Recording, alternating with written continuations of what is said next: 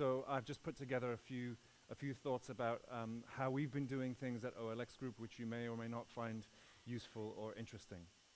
Firstly, quickly describe to you the team that we have, talk about what one of the key problems is as an industry that we all have, take you through a case study of some solutions that we've been using.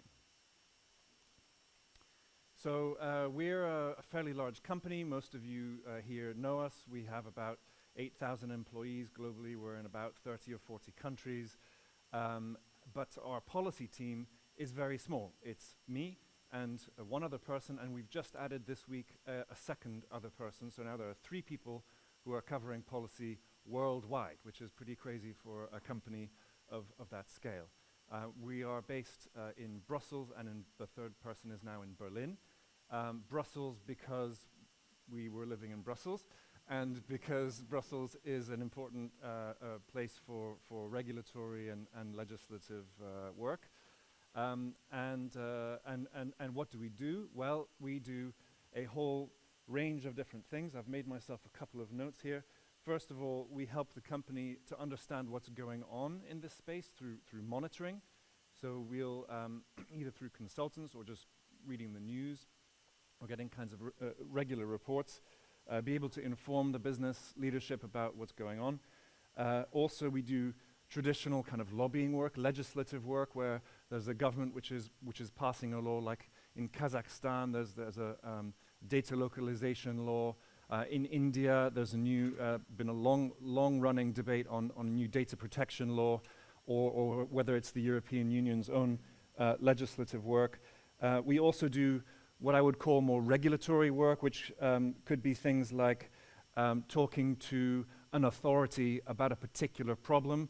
In Portugal, one of the authorities came and fined us because people were listing dogs for sale without having the correct breeder number listed, but we didn't have access to the Portuguese government's dog breeder database to actually comply. So we need to have a discussion with the regulators there, or perhaps with the European Commission, as we're currently doing, talking to them about Facebook Marketplace and whether there's antitrust law being broken there.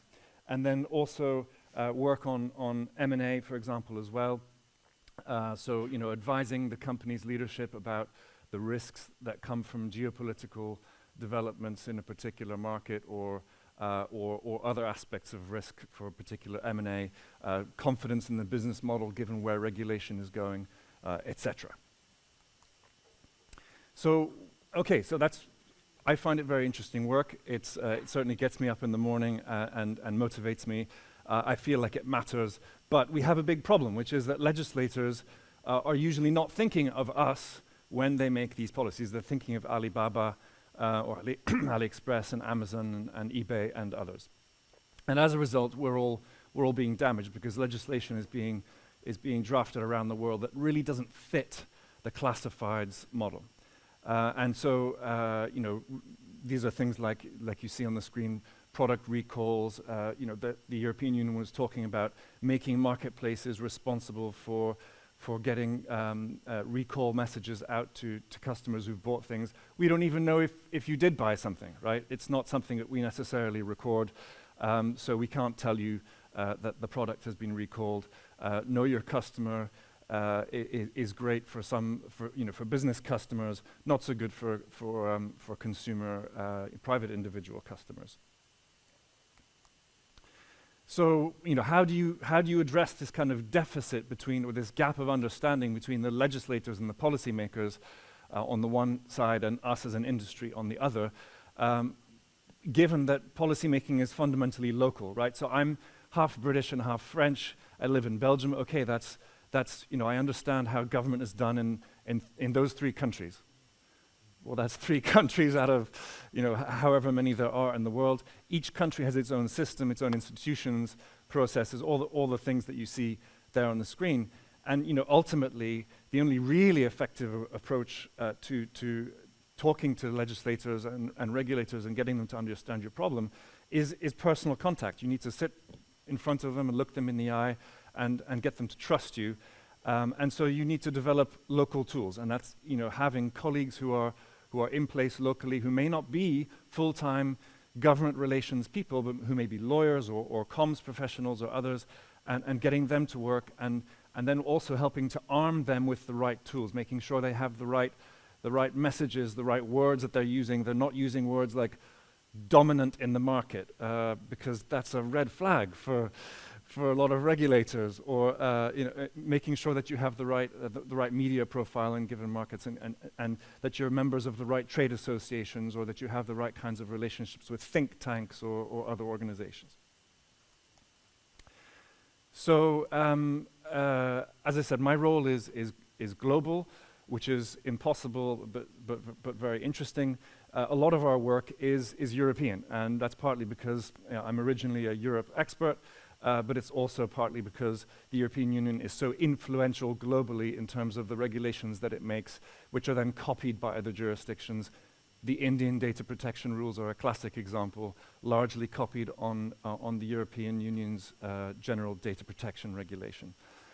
Well, one of the gaps that I described to you that we have is this lack of understanding of the industry amongst legislators, and we have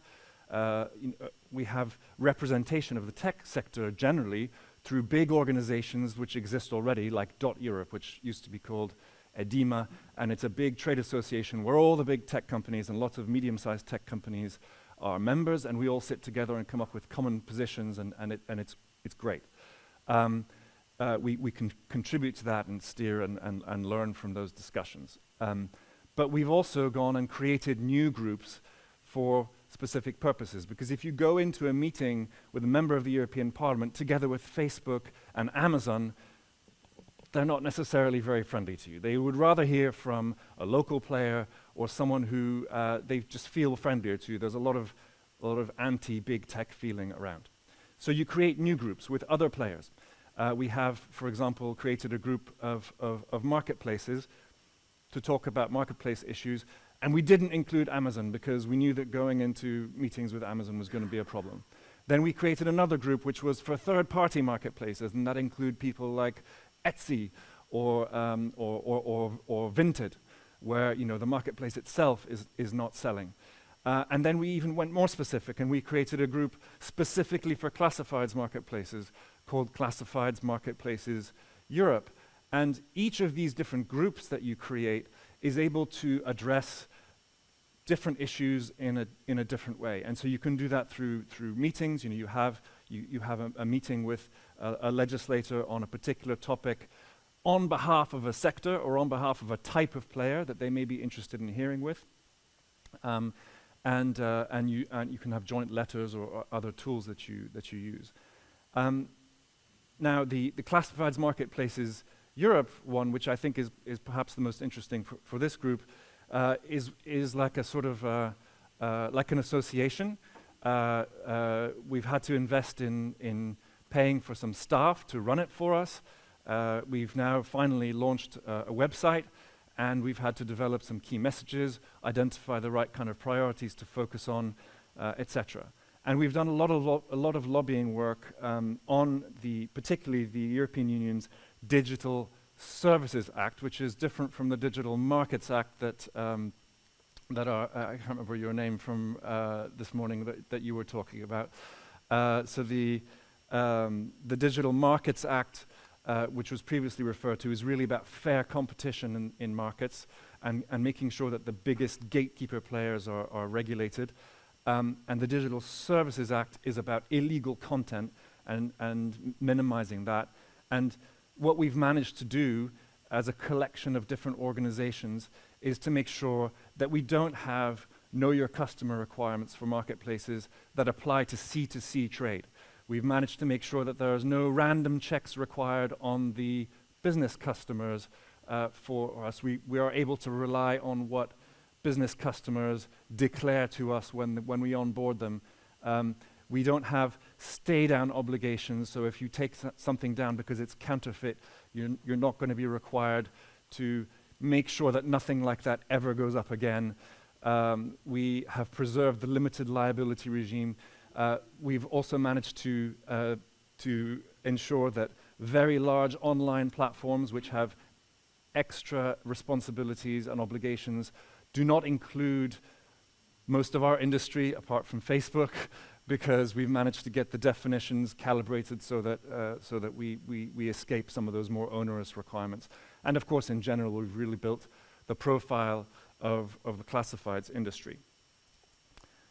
So this is just the front page of the website, which we've launched with the URL.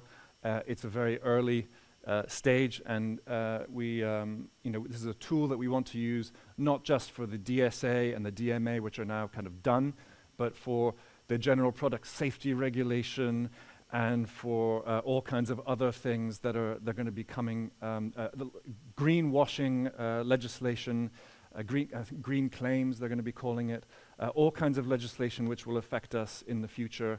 Will hopefully be things that we can deal with collectively through this organization, and that's the kind of tool that we use in my line of work.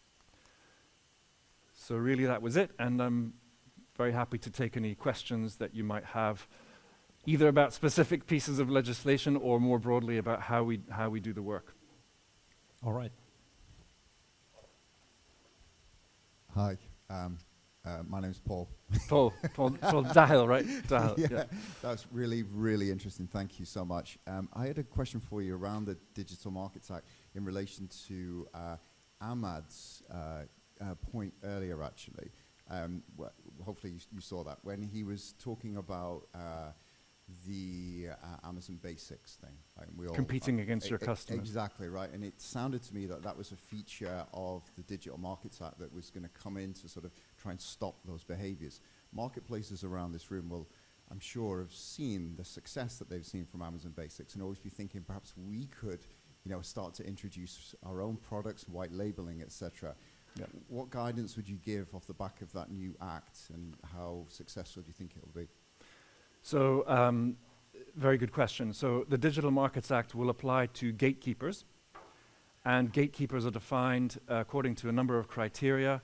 I think it's something like you have to have $6 billion of turnover a year, you have to be worth $65 billion in terms of the value of your company, and you have to serve 45 million European customers, defined as people, not defined as MAUs or other kind of metrics that the industry uses.